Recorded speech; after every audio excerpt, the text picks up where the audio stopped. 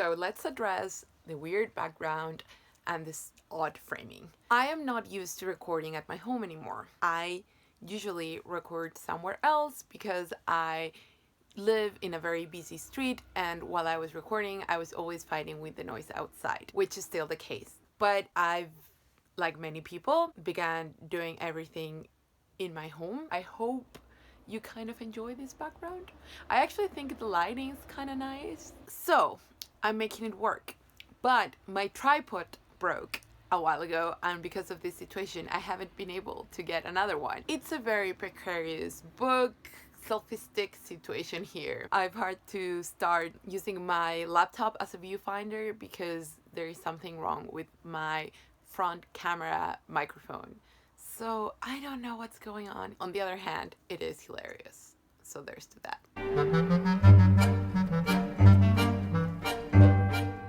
Hello everybody, I'm Roxy and this is Rugby BS. I am bringing you a March wrap-up for two reasons. So I'm participating in the Irish Readathon because you guys know I love my Irish literature. From this moment on, I will probably only read Irish fiction. It's like 5 days anyways. I am going to record a separate wrap-up for that, so I thought it would be okay to just do a general wrap-up. And second, wrap-ups are my favorite type of videos to watch now that I'm doing weekly videos, which I started almost a month after I said I was probably not going to be making many videos. But I promise, as soon as some things are confirmed, I'm going to do a video about it and tell you what's happening in my life, if any of you care. Anyways, let's get on with this, and at the end I will do a sort of COVID-19 situation update just so we can discuss a little bit more. Okay, let's begin. I'm in the middle of reading two books. One is Moby Dick. Yes, I'm finally reading Moby Dick. I thought I needed like a lot of time and focus to go into this, and probably if you do it more analytically, perhaps on a second read, that would be the case. But just as face value, this is a very entertaining adventure / nature writing book, and I'm having a blast reading it. The second book I'm currently reading, which I should not have started because I knew it was going to clash with my other reading projects, but I couldn't resist, is Emma by Jane Austen. You know, I love Jane Austen, and Emma is my favorite Jane Austen, and I picked it up because of course it's been on my mind since I saw and really enjoyed the movie adaptation of this. I just was feeling so tired and crappy that day, and I really felt like I needed to pick up something that was familiar and that I loved. Also, remember all those currently reading books that I talked about in a video, which I will link down below and in the eye as always?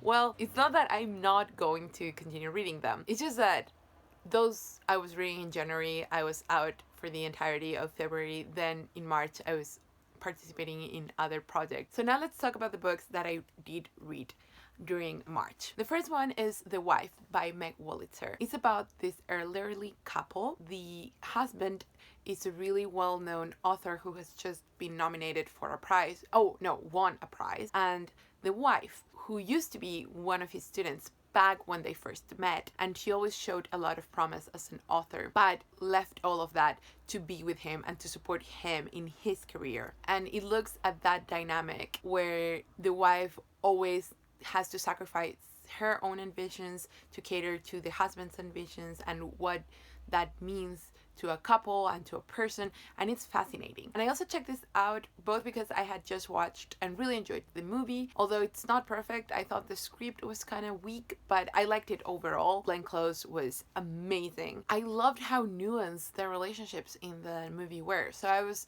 really looking forward to reading The Wife. Also my first Meg Wolitzer. She's an author that it's always been kind of on the back of my mind because she writes a lot of college-centered feminist novels. So I started with this one and I really liked it. I think it was really well done. It was really intense. It's a short book and I devoured it. What I would say though is that the book is much less nuanced than the film, although the narrative is very strong. It's so angry, which is justifiable, but sometimes the author's anger shines through over the characters. So I do think it could have done with a little bit more authorial restraint, if that makes sense. But overall, I think it's a great book. I really enjoyed it. Then I read The Polysyllabic Spray by Hornby. Oh my god, I love this so much. So I've never read any Nick Hornby before. Of course, I want to read High Fidelity. It's just the time has never been right so far, but it's on my radar. This is a collection of his columns in one magazine where he talked every month about what he had been reading and what he bought. A lot of people don't like this book because they feel it's too casual. There's not a lot of meaty literary criticism, and that's a valid point if that's what you expect when you pick up this book, but that's not it. It's literally like a reading blog. It's just him telling you about his experiences and of course connecting them to wider themes of reading and what it means to be an active reader nowadays, that there are so many different things going on. There's a really interesting section about autism which completely took me by surprise, but all in all, it's just these funny anecdotes that, yes, are completely pointless unless you enjoy them. There are 3 more of these babies and I'm going to check them out. So if you like that style of writing, please go ahead. Then I read Get in Trouble by Kelly Link, which is a fabulous collection of short stories. I think it's one of the best things I've read so far. The stories in this collection are all either fantasy inspired or sci-fi-ish.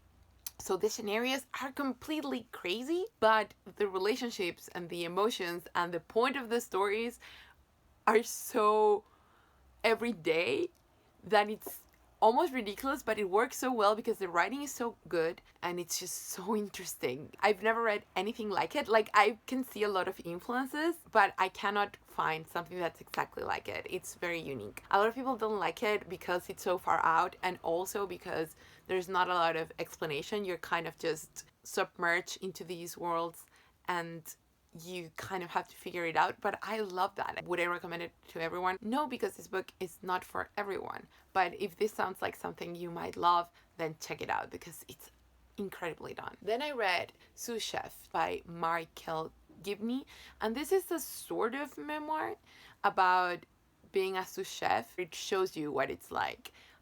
So you are the sous chef. It's very intense, it rings completely true, and it really feels like you're there. And I enjoyed it so much. I wrote a review. It's a joint review with Kitchen Confidential. So if you want to check that out, I will link it down below as well. Then I read Sweet Days of Discipline by Fleur Jaeggy, and this is translated from the French. And I really enjoyed it. It's a very strange, atmospheric little novella about a girl who is in a boarding school who becomes obsessed with this other girl called Frederique, who's very distant. I feel like I've read a lot of similar books where one character is sort of exploring the meaning of life in relation to this one object of desire, and it's very isolated, slow, and introspective, but it's always been a male perspective, so it was fascinating to read a female perspective that also focused on female dynamics within a boarding school. There's a lot in there about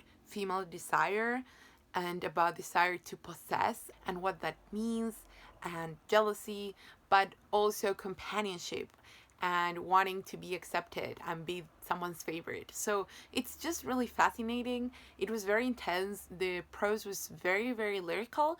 It's not fully realized, I feel. It is a bit stagnant, but I still enjoyed it and I would recommend it. Then I read Motherhood by Sheila Heti, and this is an autofictional work where Heti explores, or a Heti-like character, explores her desire or lack thereof to become a mother. The main character has never really wanted to be a mother, but now that she's over a certain age and she's really in love with her husband, she's thinking maybe she does want to be a mother, or maybe she should be a mother. So she kind of ponders all these factors. I wrote a review for this and I will link it down below, addressing some of the criticisms that this book has received.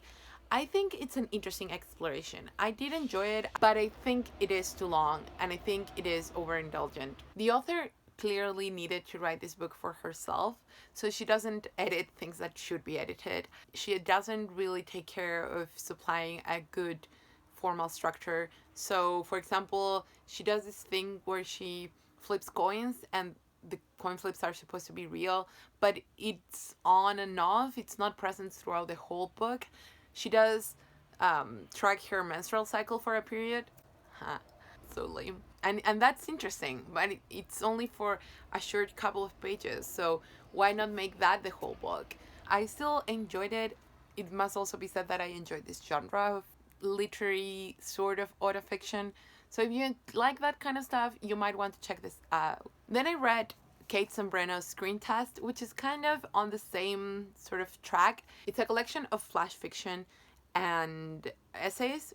Really, there's not a lot of difference between the essays and the fiction, because the fiction, it's still like really autofictional works, musing on art and life and New York, and the essays are kind of choppy and the same thing. I really enjoyed it. I also read it at the perfect time.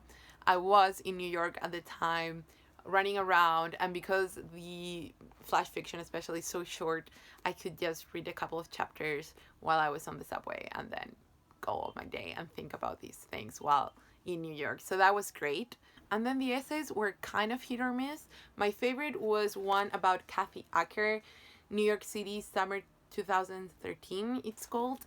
And it's about, well, Kathy Acker, but also about creating art from a place of anger and what that means, and how to deal with having to make a living out of art. So it's very interesting. Again, I don't think this is a perfect book. A lot of these books are like good comfort food for me, and I do think they are food for thought, but as a finished product, I don't think it's so strong. But that said, I still enjoyed it. Then finally, I read I'll Be There For You, the one about Friends, by Kelsey Miller. I love Friends. It's one of my favorite shows of all time. I watch it when I'm sad. I watch it when I'm happy. I watch it when there isn't anything else I want to watch. I'm a really big Friends fan. But I also picked it up because I craved some cultural history that was light but interesting at the same time, and this was perfect for that. But then when I went to add it as read on my Goodreads, I realized this is actually a very polarizing book. Like, people absolutely adore it or hate it. And that was super strange, because for me, this is only a light, fun read that does exactly what it promises to do. A lot of people were really upset about two things. First, that this is very superficial in a way, that doesn't go a lot into the recording of the show. It doesn't contain any sort of strong gossip or anything like that. So I think a lot of people were expecting a bit of dirt in there. And then a lot of people don't like it because it addresses some of the problems. People who were upset about that say, oh, leave it alone. It's an old show. Why does everything need to include diversity? But this is not that old a show. It's mid-90s to mid-2000s. So I think it's okay to question why couldn't it have had one lesbian kiss, or why the Friends universe was so damn white. And it's not like Kelsey Miller rips Friends to shreds for it. She genuinely looks at it and why it wasn't the case. Why didn't it happen back then? And almost always the answer is, well, there was something. At least there was one fully rounded, although temporary, Asian character. So it's not like a super deep deconstruction. It's just very valid observations. If that makes you uncomfortable, then why are you even reading a book like this? And then the other thing, I think it's a valid expectation, but I don't think that that is what is promised on the back of the book, except in the EW.com blurb where it says a definitive Friends history. That is not what this is. But the description says that it will talk about how this show came to be, how influential it was at the time, and why it continues to endure to this day. Why, if it's so of its time, it is also timeless. And it does connect it to a broader context, which I think is the point of the book. It talks about the likes of Seinfeld and Mad About You, and how what was going on with those shows also influenced the way Friends was received. And I just really, really loved and enjoyed this book. It does what it promises, and it does it so well. Those are all the books I finished so far. I hope you enjoyed this video. If you liked it, please give it a thumbs up and subscribe. Now it's time for some housekeeping. I am doing okay. All my family is doing okay too. What is affecting us all a lot is that the government is not doing a lot to prevent more contagions.